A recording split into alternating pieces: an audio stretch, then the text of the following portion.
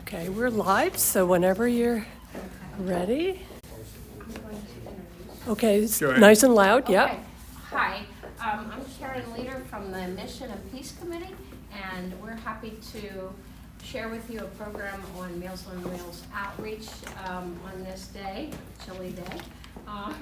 And I have two speakers, so to cover two areas, I have Elena Gillot, Director of Protective Services, who is going to explain the broader program of the Dauphin County area on aging.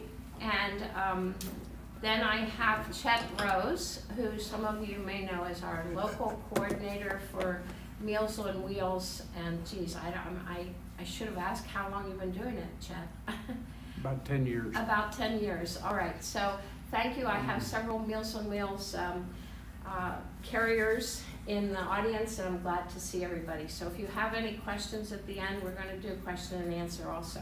Thank you. Okay, yes. Good morning, everyone. My name is Elena, and while I'm talking to you, I'm going to grab, I just remember I have a few statistics that I'd like to share with you as well. But yes, I work with the Dauphin County Area Agency on Aging, and we provide many services, but one of our biggest ones is the home delivered meals. Can everybody hear me okay? I'm not too loud or too quiet, right? I have a very big mouth, so if I end up talking very, very loudly, please tell me that. And so, I'm here to talk to you today about home delivered meals. I do have in my presentation, I'll touch on our other services a little bit, but I want to just talk to you about, what are the meals, who qualifies for them, how do you get them, and what you can do to help get them out into the community. So what are the home delivered meals? And a lot of times our official name through aging is home delivered meals, but you'll often hear them referred to as Meals on Wheels. And so they're the same thing, that's what we're talking about. So it's 5 meals, Monday through Friday. Typically arrive around lunchtime. People always ask, it's one of the first questions when they're thinking about getting them, is what time do they come? So we always say it could be anywhere, maybe 10 to 1, but once you get your first few deliveries, you'll have a better idea, and then it's pretty regular about that time. For a majority of this area, it's a hot meal each day. For very far in northern Dauphin County, we do some frozen meals for those people, and they come at once for them. The meals, they just look like a TV dinner. We have a dietitian that works with us to ensure that they're heart healthy, diabetic healthy. Of course, you can always add your own seasonings and things as you like. We have menus that we also send out monthly, so ahead of time, the options that will be coming out. And we work with you with things, say you have a doctor's appointment, if you leave a cooler outside, we can't just leave meals, especially in the summertime, that's not good. But you can leave a cooler outside and we'll put it in the cooler for you, or someone else can be there to pick that up for you if necessary. And they're delivered at no cost. We do send something out quarterly and ask for donations. Of course, that's an at-will thing. There's no need to do that, but we do deliver them at no cost to the consumer. So we have some eligibility criteria, and so if you know someone that's interested in getting meals, you will call our office and tell them that you're interested in the home delivered meals or Meals on Wheels. We'll know what you're talking about. And what happens is we complete what we call a Needs Assessment Tool Express, or a NATE. They always have these very fun names and acronyms for our assessments. And so that's used to determine your eligibility. So someone will come out and meet with you, and the assessments, just looking at things like, what are your medical conditions, and what are your needs, what's your functioning. We look at things that we call ADLs, and those are our personal care needs, bathing, dressing, grooming, toileting, that sort of thing. And then also looking at what we call IEDLs. They are I totally am blanking on the I right now, but they're things like that we do to support ourselves. So driving, money management, med management, preparing meals, shopping. And so we're looking at your overall needs and whether or not then you qualify. The criteria is you need to have some kind of nutritional need. And so those include the inability to obtain food due to a physical or cognitive impairment, some kind of inability. It does not have to be to a point where you need substantial assistance. It could be maybe some days, you're doing pretty well, but other days are just a little more difficult. And so you just have some kind of inability to go and get food. The inability to prepare meals, again, due to that physical or cognitive disability. Maybe standing for a long period of time or moving around to get different items to make a meal. Or cognitive, following a recipe. Sometimes, early stages of dementia, we often see leaving the stove on. And so, oftentimes family members then have to disconnect stoves. So, it's something that inhibits your ability to make the meals. A couple of years ago, they added in this criteria, which has been a very big help, I think. Just the lack of resources or money to buy the food, to get the meals, the things that you need to make a meal. We'll often see some people that, they've worked hard all their lives, but, we all know things happen in our lives and between, economy, things just happen. And so we have many people that live paycheck to paycheck. Some do qualify for food stamps through the welfare office, but oftentimes we're seeing, they're receiving maybe $20 a month, $50 a month, and the price of eggs right now and milk is just crazy. So you can imagine that can go pretty quickly. And so now you may still have the ability to get out and get food and prepare it, you just don't have the resources to get it. And lack of someone willing and or able to prepare meals for them. So we will try to evaluate, if someone perhaps has their daughter living with them. If daughter's already making meals for themselves and their kids, why can't you make it, for mom or dad? So, we'll try to talk about that and see if that can be worked out. But sometimes we do have, situations where that's just not possible for whatever reason. So you can meet just one of those criteria or several of them, and you'll qualify for our meals. So what happens after someone starts receiving meals? So they're assigned a care manager. And what's nice about that, you can contact them if special circumstances arise.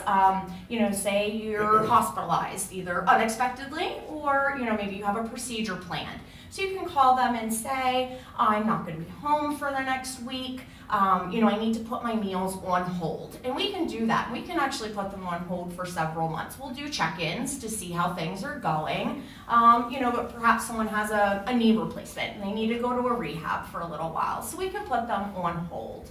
And then they can also, it's just a point person for you. So you can also reach out to them then to contact about other agency resources or services.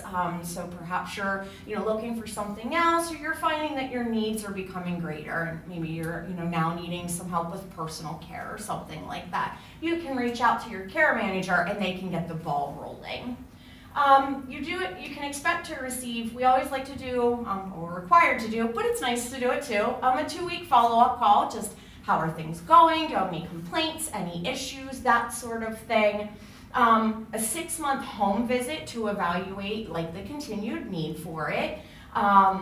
Sometimes depending on staffing, we can get a waiver on that, so it may also just be a call at 6 months, it depends, but some kind of follow-up at the 6 months. 9 months is another follow-up call. Again, how are things going? Are there any issues? And then we do an annual recertification. It's another completion of that NATE assessment that I had talked about. And like I said, I just want to touch very briefly on our other agency services, something to always keep in mind, along with our meals, but also our personal care programs. They are home-based, so they're designed to provide support to consumers at home. It can be in the form of the meals, personal care, or a cash reimbursement. They are optional. It can be frustrating sometimes when you know someone that really needs these meals or other services and they won't accept them. Unfortunately, we can't force them. Sometimes we find, especially if someone's maybe starting to have some cognitive deficits, and maybe they're a little back and forth on it, or agreeing and not agreeing, sometimes we will just go ahead, especially with the meals. We'll go ahead and start them just to kind of see how it goes. And a lot of times they like that. They like seeing the person every day. It can also be a great way if you have someone that's kind of isolated. It's just, someone once a day. We often, in my unit in protective services, we'll get calls from the delivery drivers. I'm seeing this person and they're typically, looking like this or behaving like this, and now, they're acting differently. And so, it can be a great thing for that. But but back to remembering that, they are optional. Again, they're really light, just all of our services in general. They're really for people when they're just starting to lose some of that independence, or they have a lot of support from family and other loved ones and support system. And they're also supplemental. Again, it's best, even thinking about our meals, they are only 5 days a week.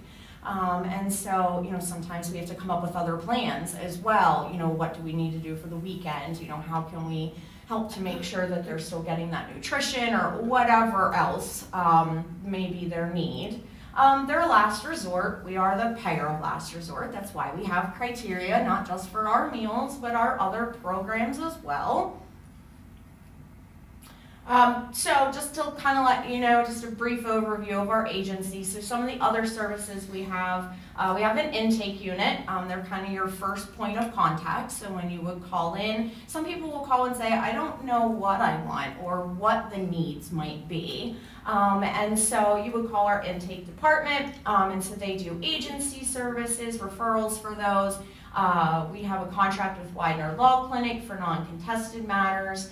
They'll take reports for protective services, and we have a vast resource of information and resources for outside entities as well. We have an assessment unit, not the assessment that we talked about for meals, but a different assessment. And that assessment's done to determine a level of care for home services and nursing facility placement and some of our other aging services. We have care management.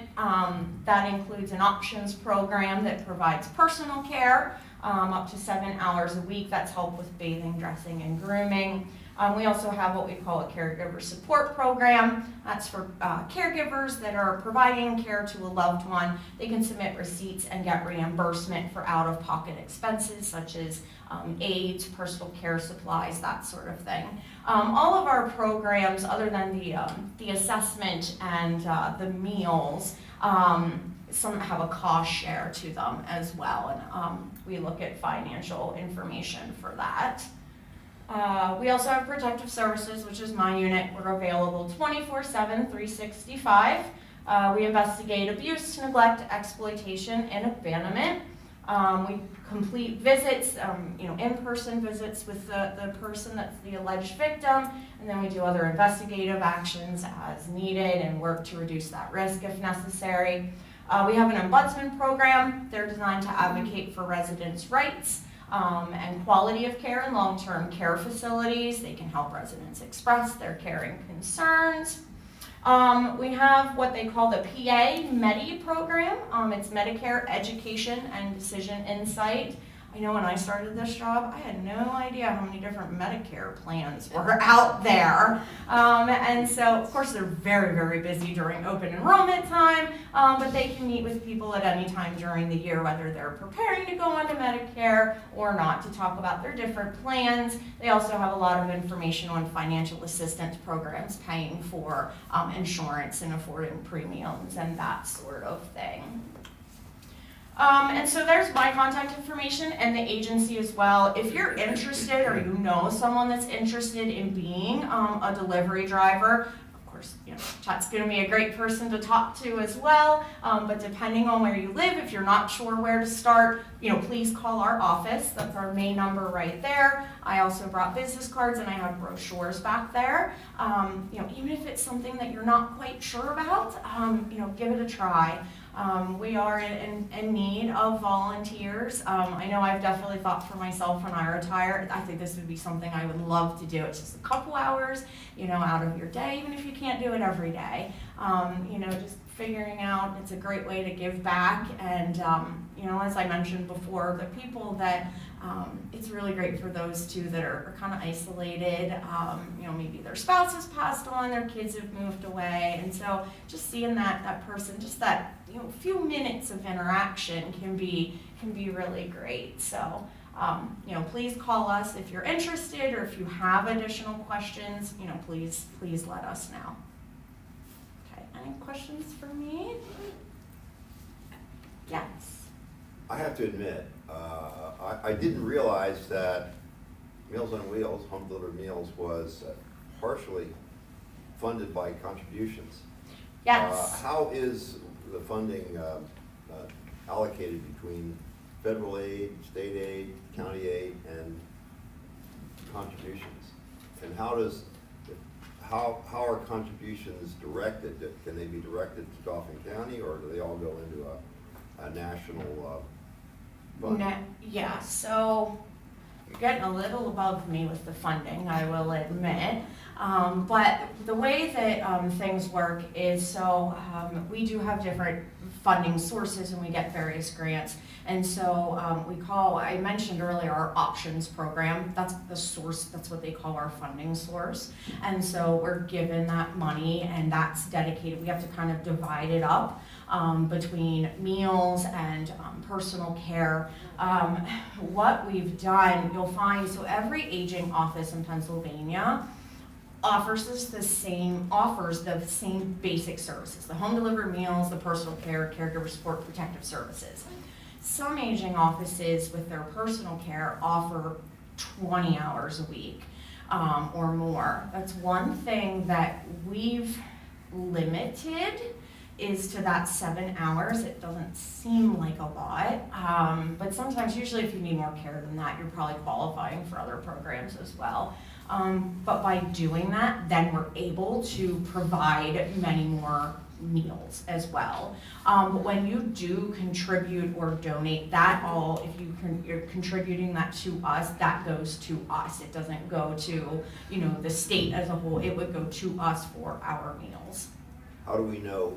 How do we get it to Dauphin County? Okay, so that's something, if you're receiving the meals, we send something out quarterly. If you're not receiving the meals, I would just call our office and ask, if you mail it directly to us and write out a check. One thing about, not sure exactly what to put it out to, so you might want to ask that. But then mailing it to us and just indicating that's, and we have someone that's, we have some ladies, wonderful ladies out front that are dedicated to processing those donations and making sure that everything's taken care of that way. Yeah. So Elena, I shared this before you came, but I had just coincidentally received this in the last 2 days, right before we spoke, and I read this great brochure and it turns out I even have a letter from the president, and I'm trying to locate, well, where is this? And on the bottom it says this gift goes to Meals on Wheels America, the national organization that supports more than 5,000 local Meals on Wheels program across the country. So it's not the Dauphin County one, but no. Yes. Yes, and so and that's where, like I said, so the technical name is home delivered meals. The ones that come through the aging offices, are funded by the Pennsylvania Department of Aging. I see. But a lot of people just have picked up that nickname of Meals on Wheels, and there can be independent Meals on Wheels programs. There have been, I used to work for Mifflin Juniata Aging Office, and there were independent churches and other organizations in that area that did it. And so it was something where our aging office would provide 3 meals a week to certain areas, and the church would do the other 2, that program. So that's something, so there is, a national one, and, you're more than welcome to donate to that. But with Dauphin County, we're providing all of those meals. I see, so whatever they get is going to be distributed among those 5,000, which I'd Yeah. love to know what the number is, but you wouldn't know how much money you actually get from them. Yeah, that I'm not sure. Charity Navigator might be able to tell you. Yeah, and you You can don't, always find out and share it too. Yeah. so you don't know how much, so I don't think we've ever been limited on the meals that we've served or run out of, and so I'm assuming that we're always covered for a year. So is there anything that happens like that also? I wanted to mention that our coordinator said that Lebanon County down here has a program that he found out where they actually, instead of delivering 5 meals a week, one person delivers 5 meals in 1 week. So they have all 5 at home. Yeah, okay. And that's similar to what our, in Northern Dauphin, what we do, especially with, some that are further out, as well as, just reaching them in volunteers. So we'll do that as well. They're prepared as frozen meals. And what I was trying to grab earlier, and then I didn't grab the right thing. So I have some statistics. We also provide what we call congregate meals. And so there are some senior centers, senior high rises, those sorts of things, and that's what we consider congregate meals. So for last year, we provided 4,010 congregate meals. We provided 78,053 home delivered meals, the hot meals, and we provided 24,650 frozen meals, just in Dauphin County. Yeah. How many clients do you have in Dauphin County for the home delivery meals? I don't know the most recent number. I'm thinking it's somewhere around 300-400. Yeah. So for instance, January of last year, let's see, home delivered meals, just in January last year, we sent out 12,467 home delivered meals. So there would have been 20 days approximately in a month. Yeah. You can do the math. 1,200 divided by 2.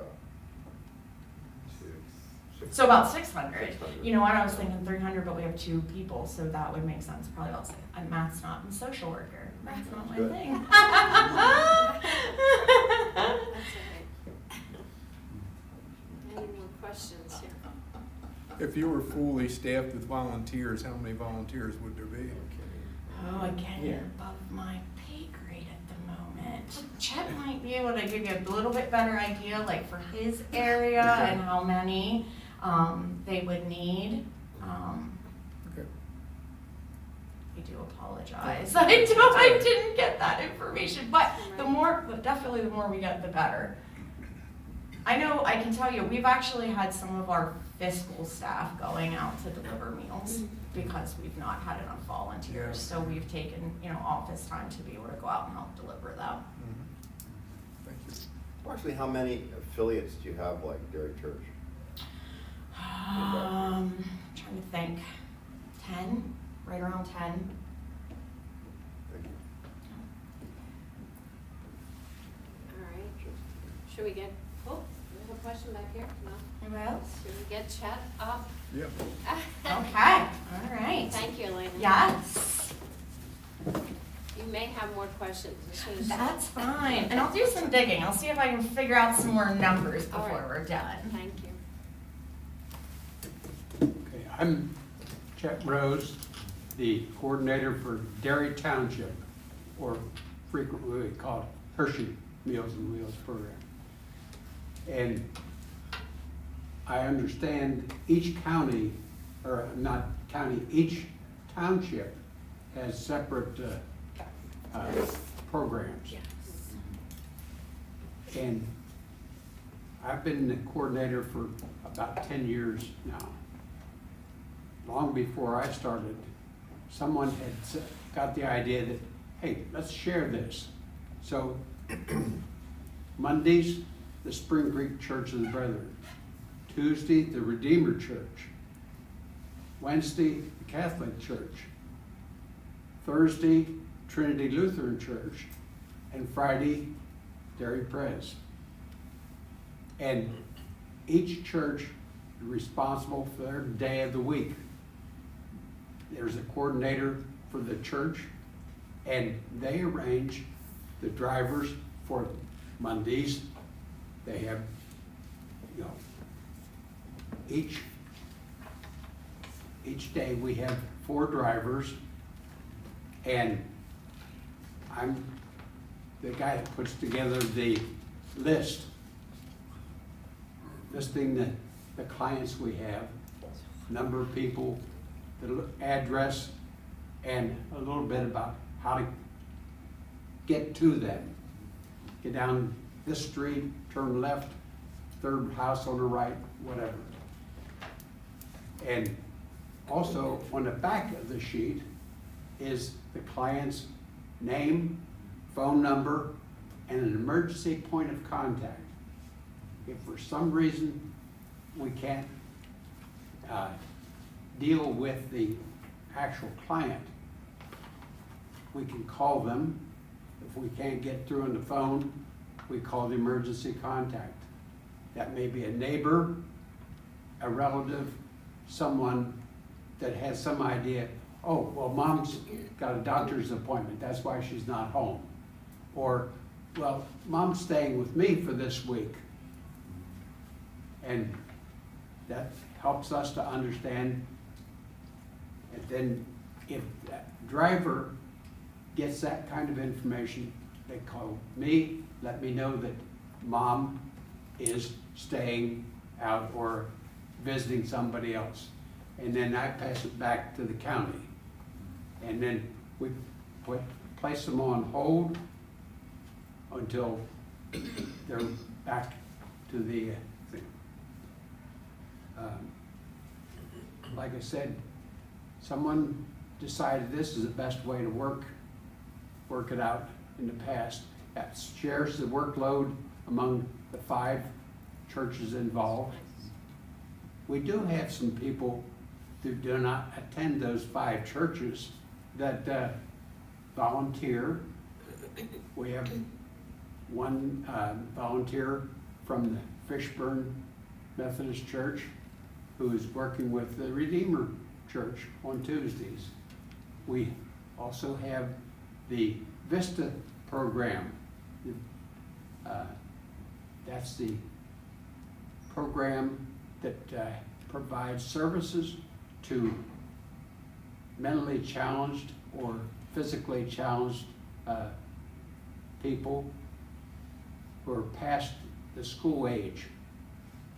They staff people, 1 or 2 of the staff people brings some of their clients over and pick up the meals and deliver them. That gives their clients some productive activities. That's Vista program. Also have Hope Springs Farms that contributes to the Catholic Church on Wednesdays. Hope Springs Farms is another organization that provides help and daycare for people that have cognitive or physical problems. So we have, like I said, a number of groups providing delivery service for the Hershey Meals and Wheels program. We have 4 drivers each day. Some people work 2 weeks out of the month. Some only work 1 week out of the month. So it's, 4 times 4, 16, maybe it's 14 or 15 people. Sometimes it's fewer when some people volunteer for every week of the month. So, but I let the church coordinator determine who's going to be driving and the number of people that we need for drivers. This is how we handle it at Hershey program. And that's it for our program. Some of you are very familiar with how we work, and I see 4 or 5 drivers here How who have many, experience. Chet, how many meals do we do each week? Right now is running at 57, 58 meals a day. Okay, Some are couples. This first list we have here, 2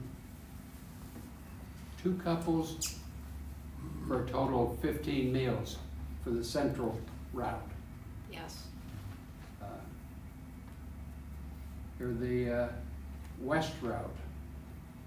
We have 1 couple for 16 meals.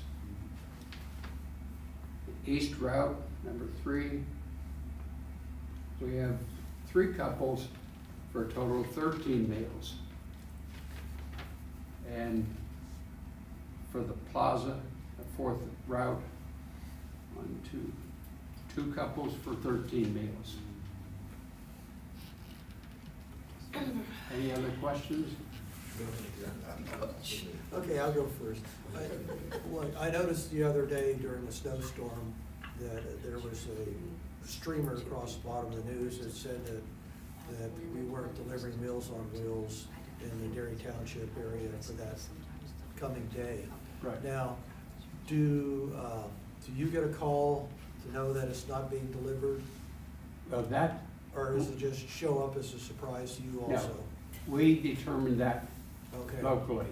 I work with the team leader each day.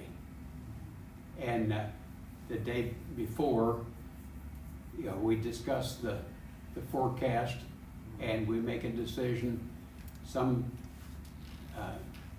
team leaders say, my team is very rugged, we can get out there and do it. And they don't want to cancel. Others, well, I have a few elderly drivers and we don't want to take a chance, so we like to close it down. Then when that decision is made, I will call the kitchen or the county, cancellation phone number and tell them tomorrow we're canceling, we're not delivering. They will let the kitchen know that not to deliver meals to us. This is, I talk about the kitchen. The county has contracted the preparation of these meals out to the nutrition kitchen in York, Pennsylvania. There's a driver with a truck, delivers from York, and we're number 5 or 6 on his route, dropping off coolers with the TV dinner type meals and a bag containing milk, bread or pasta of some type, fruit, and so on. And we get 2 coolers with the hot meal, the TV dinner, and 2 coolers with the cold bags. And like I say, they were number 4 or 5 on their route.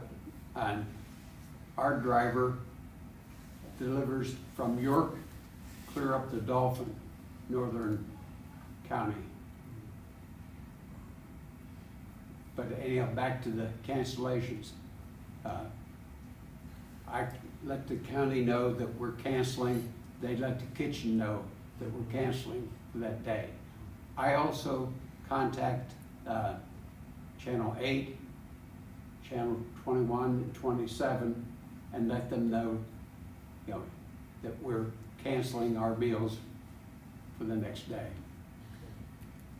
Do you also said you notify, like for Derry Presbyterian Church, you would notify the lead for Derry Presbyterian Church, or she could notify those, that week. Individual that day's drivers, yes. driver? Okay, thank you. Yes, and each week, the church has designated a team leader for that day. Right. Cynthia, Sue, and Mary, Mary Day, she's a choir. and Jack. Those are the team leaders for that week of the month. And that's who I contact and coordinate the closings with. Okay, well, thank you. I have to put this plug in. I applaud Chet for all that he does, because if you could see how complicated, and you do this for every day for every church, am I correct? And that paper, as you saw, was 2 sheets. It gives the location and the emergency numbers, and when I do this once a month, I may have 2 new people on my list with 2 new directions to follow. I have a change where it says hold, the person is sick or away with their family. And then you have a total cancellation, and I always really would like to know if that's a person that I saw for many years and that person has passed away. That's one thing that I can't tell. But I applaud, this is very complicated, and he does a great job at doing that. And the reason that we brought Elena and Chet was especially to not only promote what the Office of Aging does, but to promote what we do here at Derry Presbyterian, because I think we're solid with drivers, but we need a better substitute list for us also. And that's how I got into it, because once I subbed and enjoyed the whole driving, I continued. But we need, and so I'm putting the plea out for more drivers, or more interested people. So thank you, Chet. Thank you. Yes. I have a question. Elena, you mentioned earlier that the contact, an emergency contact information on the sheet, I've had to use that several times or call Chet about certain things. And when COVID hit, before COVID hit, Dave and I used to always see the people and talk to them and notice changes like you had indicated, and I think that's an important part of observation.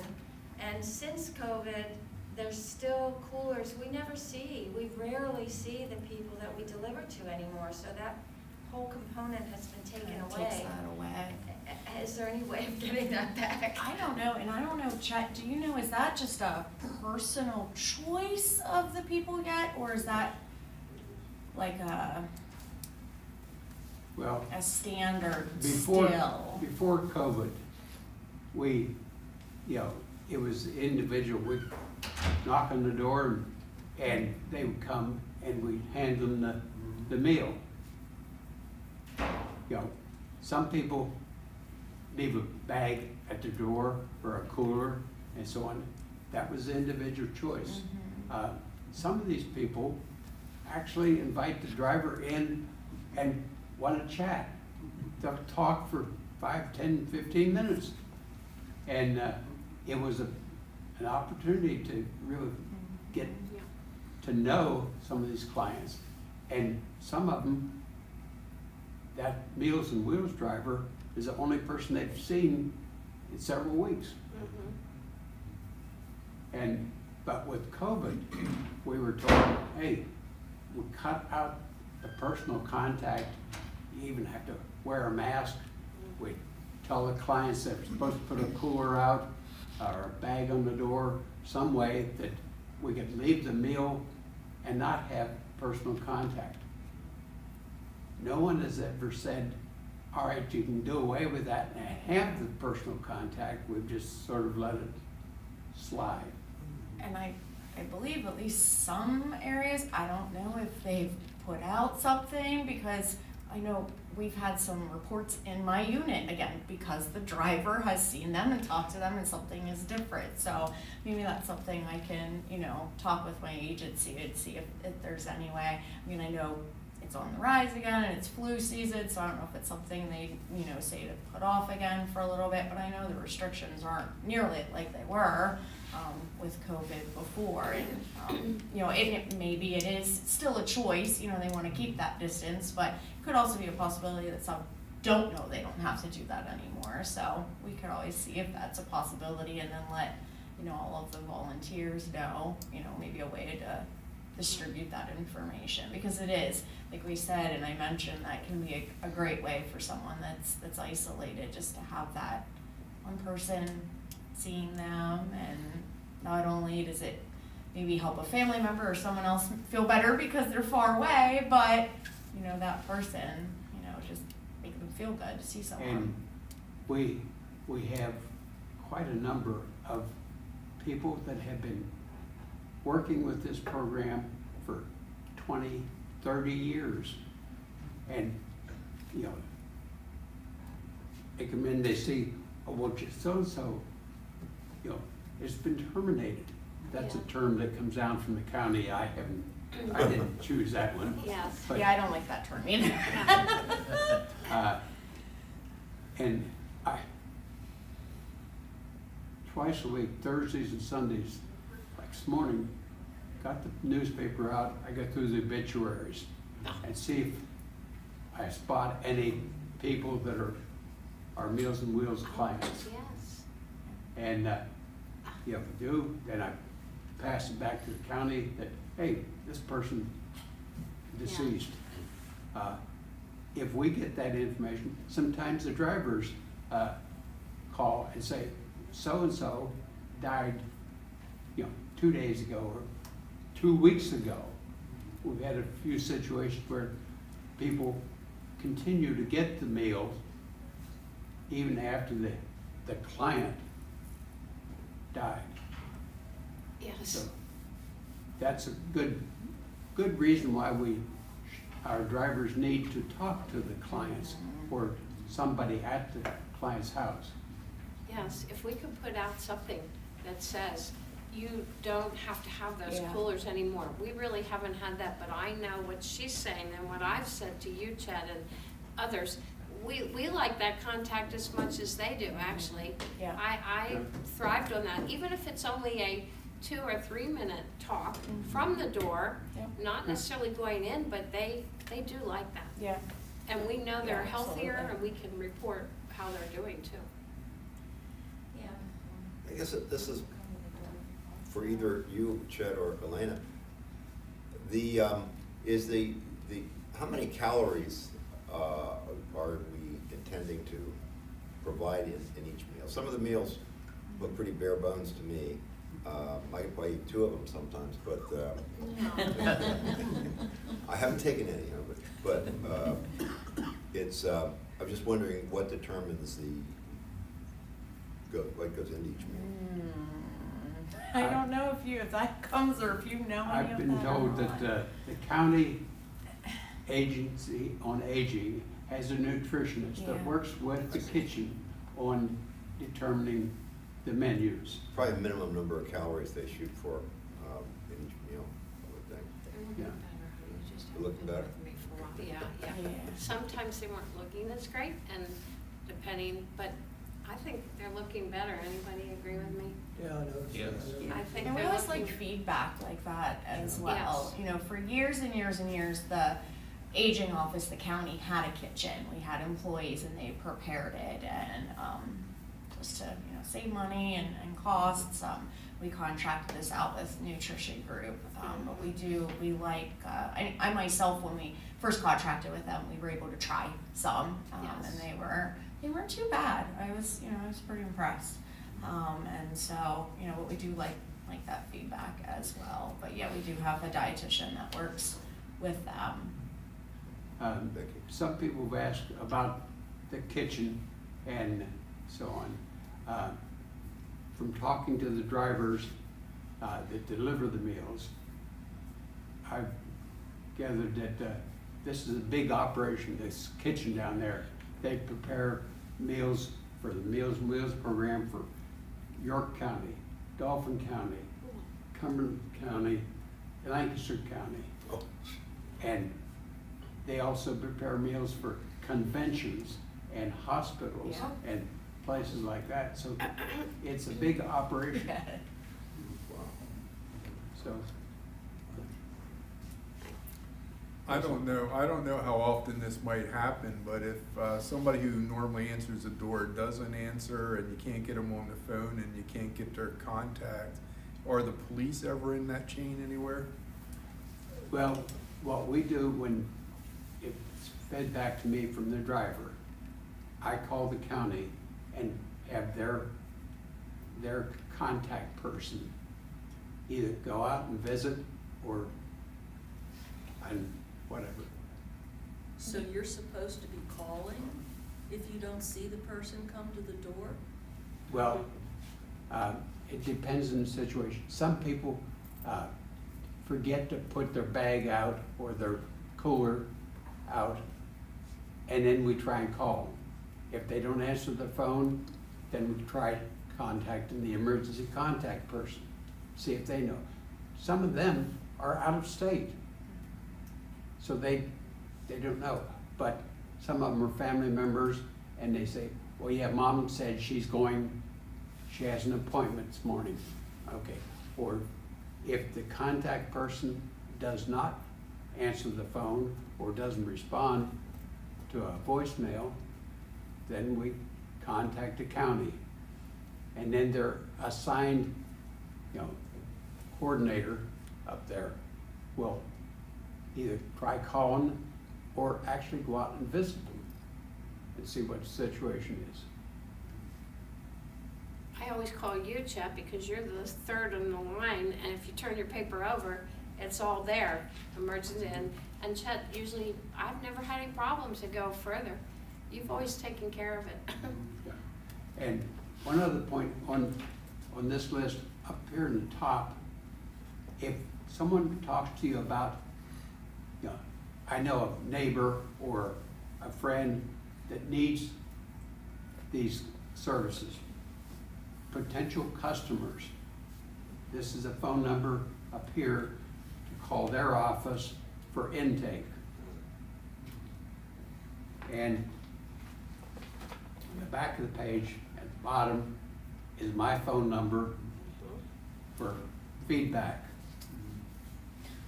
I was just going to mention briefly too, sometimes people ask how long it takes to start them.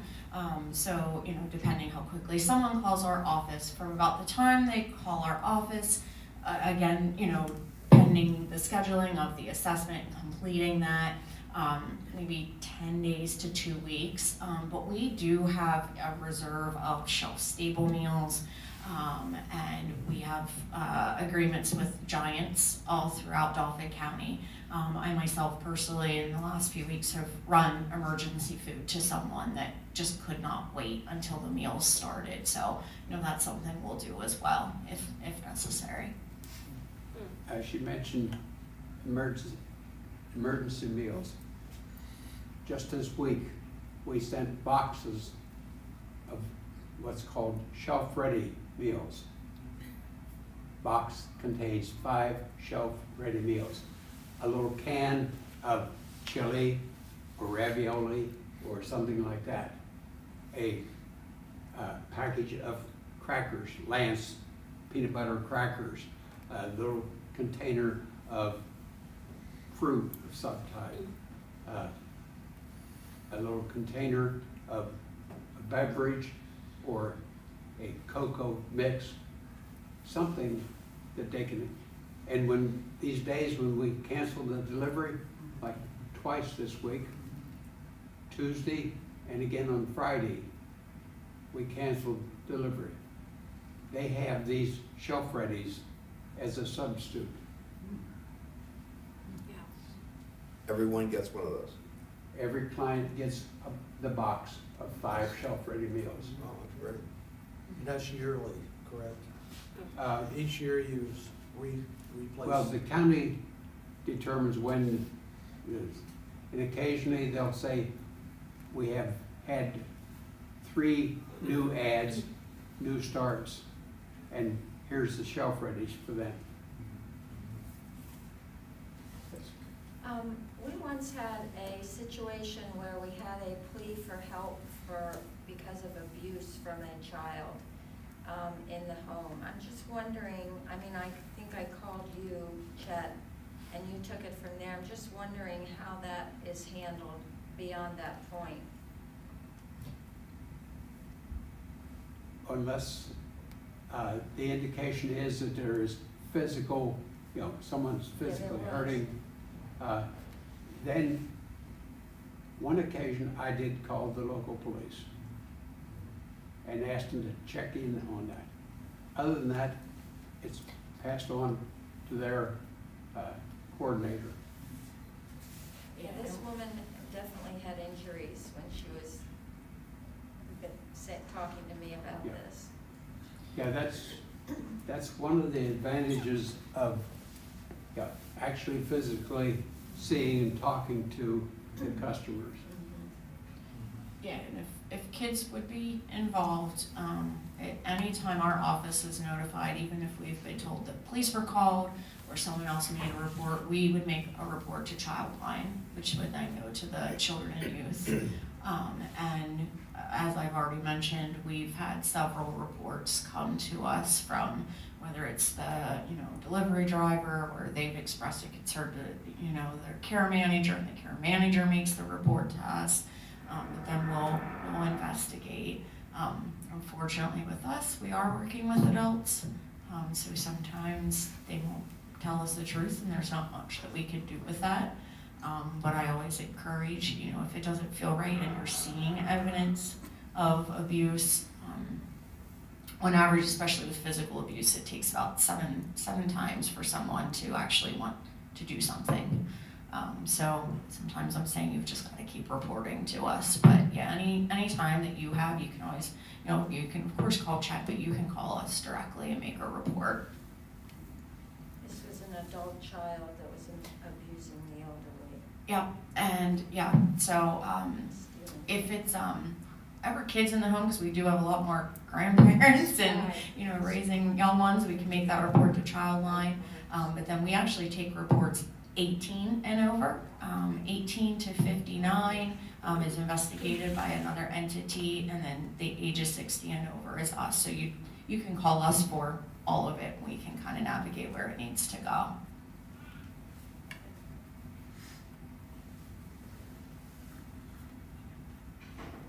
Any further questions or comments? Yes, Jack. Chet, I've been delivering for quite a while, and I would say on the average,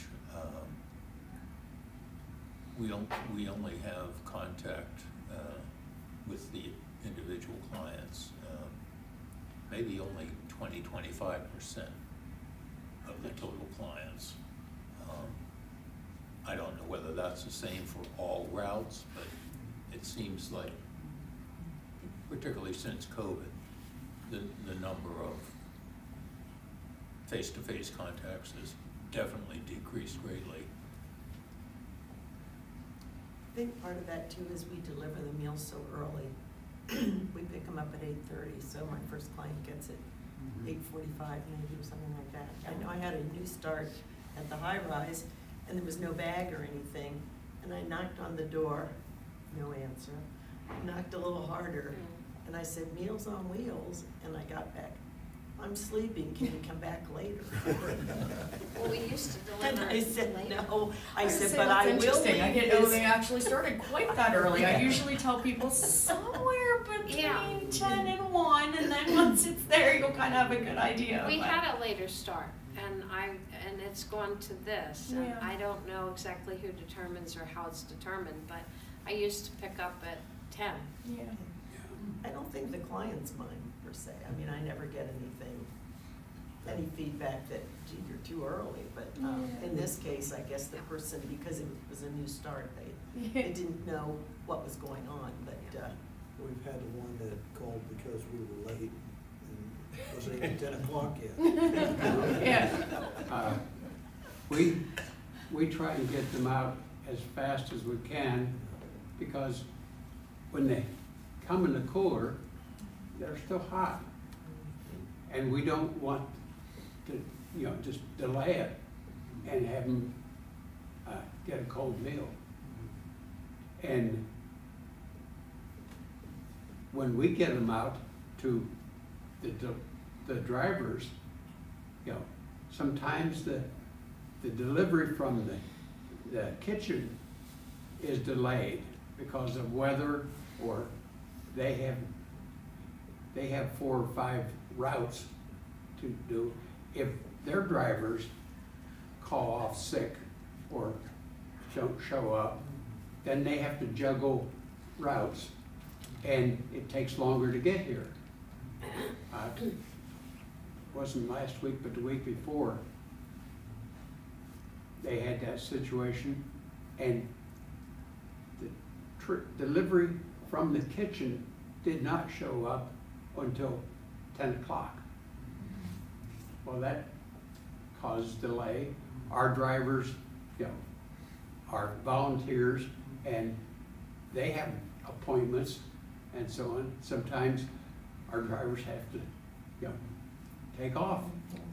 We work for the substitute. But we only, we have to rely on the delivery from the kitchen before we can send them out.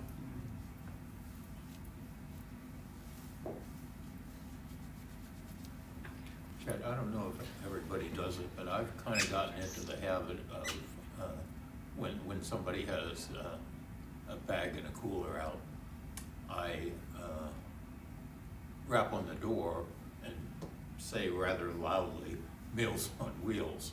And sometimes the clients do respond to that, but it's a, hit or miss kind of thing. Yeah, well, and some of the clients, when we receive it from the county, the client says, I want to see the driver, or I want to receive it at the door. They don't want it left in the bag, they don't want, and sometimes our drivers will show up, and the day before meal is still there on the Yeah, door, yeah. because the client forgot to come and get it. Yes. So, We've and taken in that situation when the driver reports, hey, the 1 or 2 days meals are still in the cooler or on the bag on the door, I tell our driver, do not leave another meal. Then I contact the county to send somebody out to check on them. We've taken meals out of coolers that are moldy, they've been there so long. Yeah, well, and I try to tell all the drivers, if there's meals left there, let me know.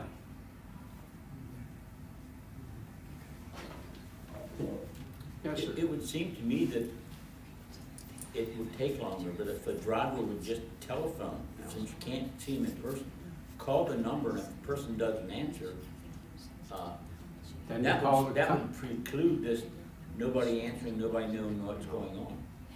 Yeah, I know that's extra work, but. well, and if the customer does not answer the phone, that's why they have the emergency contact number. And sometimes the emergency contact will know what the situation is. And that, you know, relieves the responsibility. Okay, the broadcast is about ready to end automatically, so thank you very much. Yes, thank you, Chad. Thank you, Elena. Thank you for all that you do, those that you do volunteer. We could not do this without you. And you have some cards, you say? I do, I want- yes. I want to